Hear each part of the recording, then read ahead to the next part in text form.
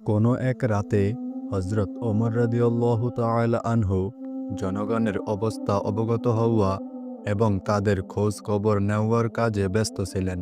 হঠাৎ তিনি ক্লান্তি অনুভব করলেন।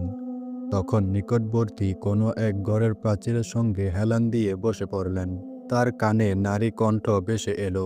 এক বৃদ্ধা তার কন্যাকে আদেশ দিচ্ছে যে, হে মেয়ে, উঠো, দহনকৃত দুধে পানি মিশ্রিত করো। কন্যা বলল, হে জননী, আপনি কি অবগত নন যে আমিরুল মুমিনিন হজরত ওমর রাদিয়াল্লাহু তাআলা আনহু দুধে পানি মেশাতে নিষেধ করেছেন? তার জননী বলল, হে মেয়ে, যাও, উঠো, দুধের মধ্যে পানি মিশ্রিত করো। হজরত ওমর রাদিয়াল্লাহু তাআলা আনহু, আমাদের তো আর দেখছেন না। কন্যা জবাব দিলেন, হে জননী, হজরত ওমর রাদিয়াল্লাহু তাআলা আনহু হয়তো দেখছেন না আমাদেরকে, তবে তার রব তো আমাদেরকে দেখছেন। হজরত ওমর রাদিয়াল্লাহু তাআলা আনহুর কাছে এই দিনদার নেক কন্যার কথোপকথন খুবই পছন্দনীয় হলো। ওই মেয়ের আল্লাহভীরুতা তার কাছে অত্যন্ত ভালো লাগলো।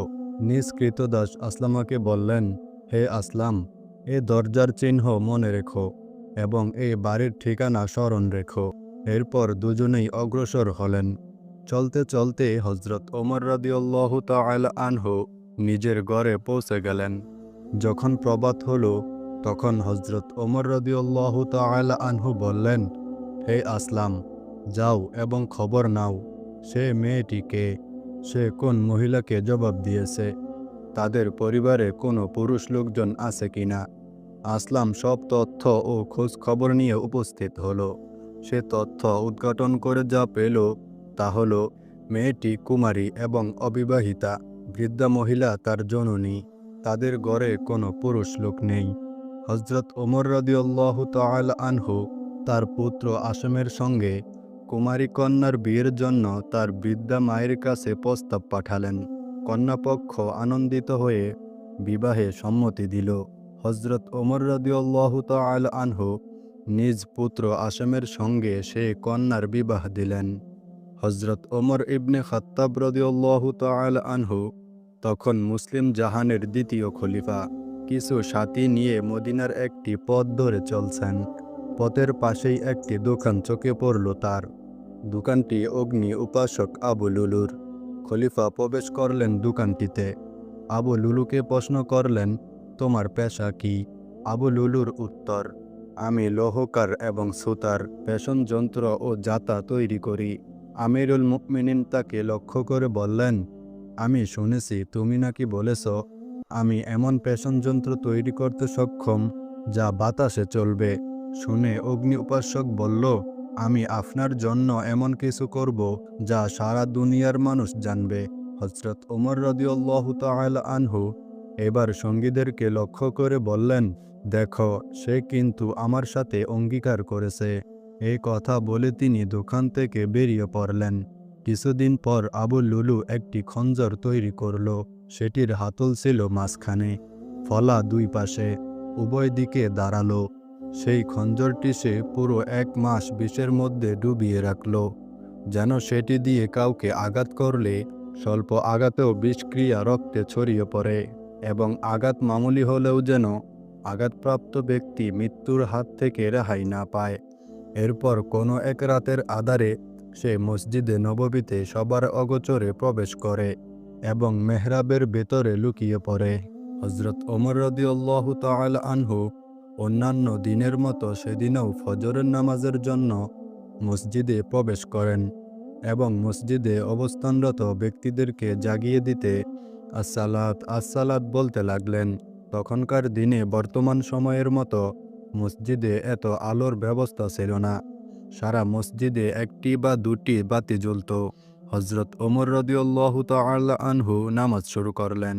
আবু লুলু তখনও মেহরাবে লুকিয়ে, সে মোক্ষম সুযোগের অপেক্ষায়।